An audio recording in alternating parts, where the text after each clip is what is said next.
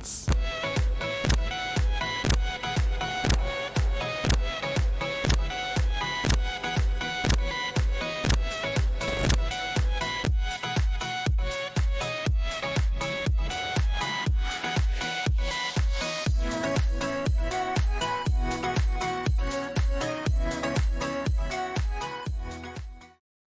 Hi, my name is Jennifer Woodard. I am Vice President of Artificial Intelligence at Logically, and I'm here to talk to you today about mastering the information advantage, which is all about leveraging AI to detect, understand, and combat narrative threats. So, very quickly, just to get started, I'll let you know a little bit about myself. I've spent about 20 years working in technology, with the last decade focused specifically on AI research and its real world applications. I've had the opportunity to found two companies that apply AI to important challenges such as security and public safety. And one of these, Insikt AI, was recently acquired by Logically, where I currently serve as Vice President of AI. And in that role, I lead teams that develop AI tools to detect and combat harmful online activities like coordinated and authentic behavior and narrative threats. So I'm excited to share insights about these topics with you and the implications that it might have in the context of enterprise, not in the context of public safety and security, in the context of companies, corporations, and what we call information advantage. So information advantage is also known as information superiority. This is a term that was coined by NATO, and it's a concept in modern defense operations which emphasizes the strategic use of information to gain superiority over your adversary. So involves not only the efficient handling of information within your own system, but also the ability to disrupt and exploit the information capabilities of your opponents. So achieving information advantage allows for more agile and informed decision making, which provides a significant edge in various contexts against your opponents or your competitors. So why does this matter to private companies? That's because in today's corporate environment, perception, which is of course forged by information, can be just as important as company performance. So narratives can shape how your customers view you, how they trust you, if they do trust you, how investors value you, what your employees think of you, and even how regulators scrutinize you. So the battle for narrative control is really a strategic one, and whoever understands and steers the narrative has the upper hand. And if your company is large and prominent enough, you will inevitably have adversaries looking to exploit that narrative advantage. But what does that exploitation look like? Before we talk about how to gain the advantage, it's important to understand what we're up against. Okay, so in the past, narrative exploitation took the form of targeted disinformation. So stories were designed to erode public trust or damage a company's reputation.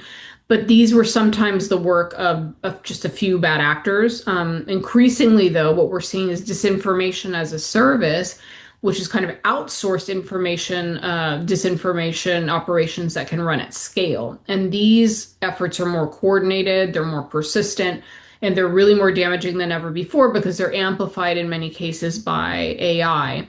And they're designed to look like grassroots concerns, maybe, people that are really concerned about your company's practices, looking to boycott you, but they're actually anything but.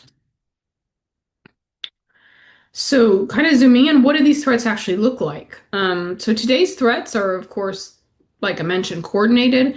They're also emotionally charged. They are very persistent, and whether they come from activists or competitors or foreign actors, they exploit your vulnerabilities. So, things like, ESG at your company, labor disputes, any actions that your executives might have taken, and they aim to damage your brand.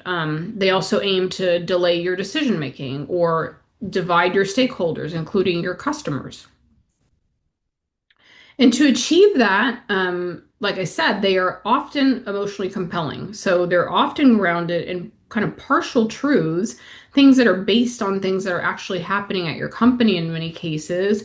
So you can think about headlines or even social posts that are claiming that your ESG initiatives are just, greenwashing, or portraying your recent layoffs as just greed on the part of your executives, or questioning the safety of your systems like your cloud infrastructure and your data privacy mechanisms. And these narratives can gain traction really quickly, and they tend to stick around far longer than actual facts. And you might imagine the biggest challenge today with all of this is the sheer scale and speed at which these narrative threats unfold. So, information is constantly flowing across countless platforms and formats. Some of this information may be rooted in internal chats and emails from your own company that spread to social media, that spread to forums, end up maybe even in niche communities and these fringe platforms, and they create an amazing amount of noise. And narratives can actually evolve and spread globally within minutes. So they're often outpacing manual analysis or traditional monitoring tools for these types of things. And, you know, these tools actually can track keywords and sentiment, but they sometimes fall short on delivering strategic insights because the complexity of information environment like this actually demands AI-driven approaches that are capable of a deeper narrative understanding, not just collecting data and analyzing it.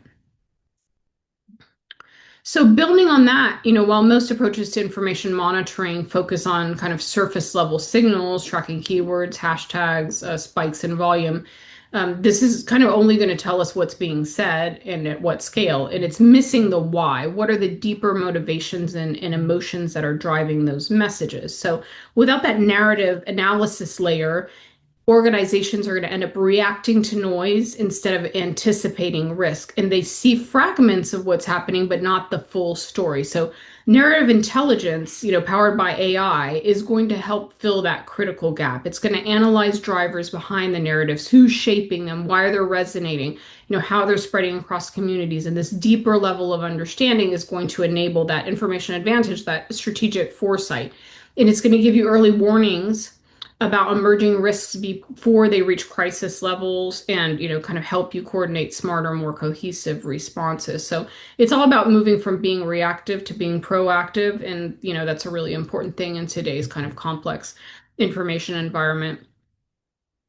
So, AI is not just about, it's not a tool for monitoring conversations, although it's used for that. In this case, it could be the engine that actually makes, true narrative superiority possible. With AI, we can pick up the earliest signs of the formation of these narratives before they take hold, before they're weaponized. It's going to allow us to pick up on those weak signals and understand how they may evolve into something more consequential for your company. And AI helps map out narrative spread across platforms and communities. It can actually identify networks of influence, not just the loudest voices online, but the ones that are actually shifting the opinion and the perception about your brand or your company. Can also track changes in sentiment, emotional tone. These are things we've seen before, but when we're revealing this, kind of how the narrative is gaining traction, putting those together is really important. It's also important to see how narratives are fragmenting or how they're being reframed in that context. And then crucially, AI helps us separate real organic discourse of users from coordinated manipulation. So things like bot amplification, troll networks, FEMI, foreign influence campaigns that, these kind of traditional monitoring mechanisms may miss. So it's giving us, again, that ability to move from reactive to proactive, from looking back to looking forward, and enabling not just kind of the awareness of what's happening, but an advantage meaning getting ahead of it. So what are some examples of kind of narrative threats? One that's a really interesting one that poses a real kind of serious reputational risk is supply chain and sourcing narratives. So especially allegations around unethical practices like child labor. These narratives often emerge on social media and activist channels where these stories spread really rapidly. So like a claim about your company, X company's products are using child labor, can cause real significant damage to customer trust, and also, the trust of the market. And AI can help detect these campaigns early by identifying kind of patterns of amplification and tracking the narrative spread across different markets and languages. So early detection on something like this would allow companies to respond effectively, They could, if necessary, they could just open up and be really, really transparent about what their practices are and kind of get ahead of that narrative threat. Another one we've seen a lot has to do with data privacy concerns. So customers are increasingly more aware of how their personal data is handled. So any kind of hint of a breach or a misuse of their data can spark a lot of anxiety. And you can imagine posts appearing on social media, sharing stories about customer leaks, customer compromised customer data. And these stories tend to pick up really quickly. They gain a lot of traction. Damaging narratives, basically just saying, this company doesn't protect your personal information. So AI tools can really play a crucial role here, detecting this chatter earlier than, than humans can. And even in less visible spaces like, fringe forums, these things tend to show up on kind of fringe platforms. And we can also kind of catch these early signals and act swiftly. And if there is a breach, we can tighten security, and if there's not, we can refute that and kind of control that reputational damage that it's causing. So AI, in terms of narrative intelligence, it's not just about monitoring, it's not just about analyzing. There's a real value in making sense of disjointed conversations. Okay, that's what it's really good at. And on the surface, some of these conversations might seem unrelated, but together they form really like the backbone of really, really powerful narratives. So AI systems like this, what they can help us do is reconstruct how a story forms, how it moves across platforms, and how it evolves. And it's not just about where the narrative shows up, it's about understanding how it's framed, how it's being emotionalized, if we want to call it that, and what it means for the people that perceive it, which is the most important part. And they also pick up on changes in structure. So when a narrative is shifting direction, when it's splintering into sub-narratives or being subtly reframed to reach new audiences, that gives a lot of context, not just content. And that's what makes a difference between reacting to noise and responding with strategy. So this is a layer that's going to help you not just see the signals, but understand the story that's behind those signals. And as I mentioned, it's not about just what AI, is tracking people, what people are saying. It's about understanding how and why the narrative spread. So we can also try with AI to map the entire life cycle of a narrative. So spot something when it starts in a fringe community, in one of these fringe forums, monitoring how fast it's moving, how emotionally charged it is, and when it's at risk of breaking into mainstream attention. So critically, AI can identify patterns that suggest coordination. So, coordination, what I mean by that is like networks of bots or users that are acting in sync, and some of those users will be real, some will be fake. Um, so when a story isn't just organically catching on, but it's being deliberately amplified by bad actors. And this gives organizations a window to act before the issue hits basically the mainstream. So, you can alert your legal teams, your comms teams, your operational teams if necessary, and help turn that narrative intelligence into real strategic action. And one of the most powerful capabilities that AI brings us is network analysis, not just of the content, but of the people and the entities behind it. So AI can help map out entire ecosystems of influence, who starts a narrative, who amplifies it, and who bridges it into the mainstream. And this isn't about just engagement data, retweets, liking, sharing. It's about uncovering structures. Some of them are hidden structures, could be tightly coordinated networks, it could be loosely formed ties, could be cross-platform amplification, and how even fringe voices can, kind of penetrate into the more mainstream channels. It also reveals when you're dealing with a high risk actor, so like a persistent disinformation network or a coordinated inauthentic behavior type of a situation versus organic public concern. And that context is critical in terms of the way, how seriously you take it and how you respond to it. So when you're armed with these types of tools, what you can do is make smarter decisions. Should we engage with this? Should we ignore it? Should we refute it? Issue a press release? What do we need to do? So AI turns into basically a strategy behind your strategy that's more targeted in terms of communicating with your stakeholders. You need to have the evidence to show for it.